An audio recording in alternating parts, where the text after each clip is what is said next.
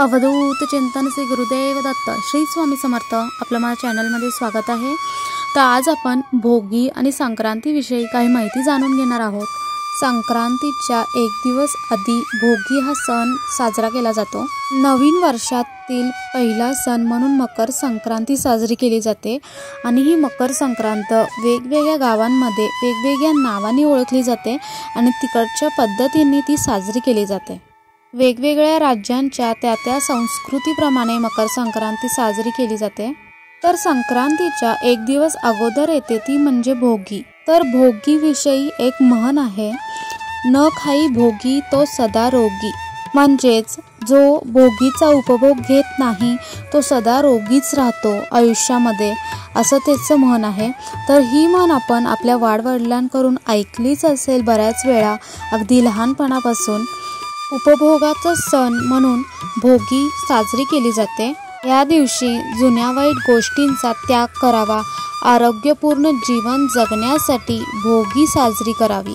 तसेच जानेवारी महिन्यामध्ये संक्रांत येते आणि जानेवारी महिन्यामध्येच थंडी सुद्धा पडलेली असते आणि त्यामुळे आपली त्वचा वृक्ष होते। त्याच्यामुळेच तीळ हे खूप गुणकारी आहेत त्वचेसाठी।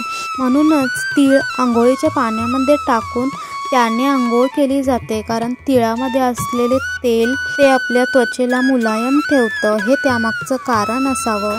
म्हणून आपल्या वाडवडिलांनी पाडलेल्या या रीतीभाती अत्यंत महत्त्वपूर्ण आहेत आणि आपल्यालाही त्या पुढेही अशाच पाळत राहायला हवेत। शेतकरी लोक भोगी हा सण मोठ्या प्रमाणात साजरा करतात। या दिवशी एक विशिष्ट प्रकारचं जेवण बनवण्याची प्रथा आहे।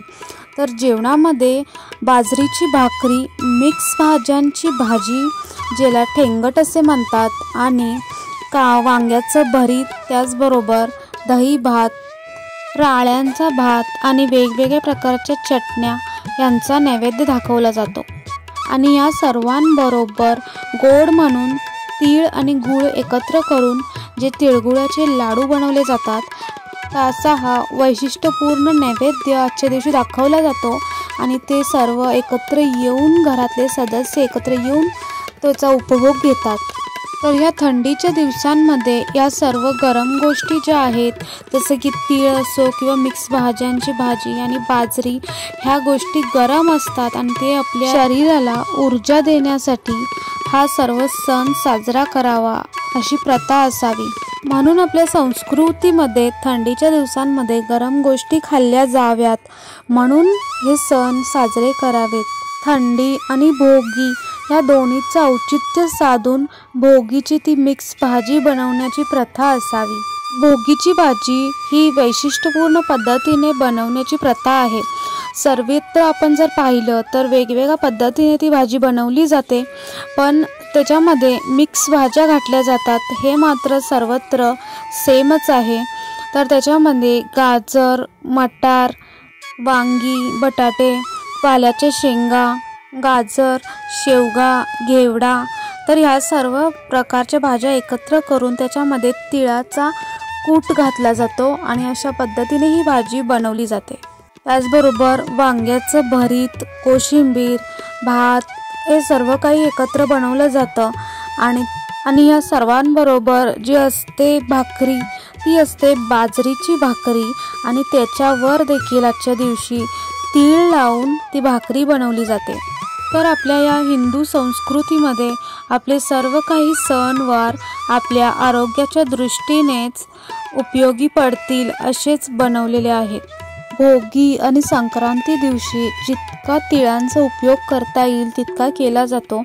तर तिळाचे लाडू या दिवशी बनवले जातात, जे पांढरे तीळ असतात त्याच्यामध्ये गूळ घालून हे तिळाचे लाडू बनवले जातात। अत्यंत पौष्टिक असे हे लाडू असतात। आणखीन एक गोष्ट, आजच्या दिवशी इंद्रदेवांची पूजा केली जाते, कारण इंद्रदेवांनी पृथ्वीवरती भरपूर भाज्या, फळे, फुले येऊ देत म्हणून देवांकडे प्रार्थना केली होती आणि त्यासाठीच विशेष करून शेतकरी लोक आजच्या दिवशी इंद्रदेवांची पूजा करतात।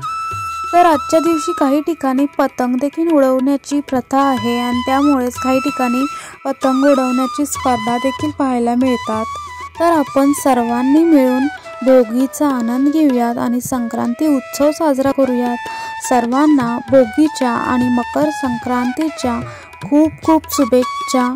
तिळगुळासारखेच तुमचे आयुष्यही गोड गोड होत आणि तुमच्या आयुष्यामध्ये सर्व गोड सुखाचा आनंद येवो हीच महाराजांच्या चरणी प्रार्थना करते। आजच्या व्हिडिओला इथेच संपूया। व्हिडिओ आवडला असेल तर लाईक शेअर आणि सबस्क्राईब करा। भेटूया पुढच्या व्हिडिओमध्ये।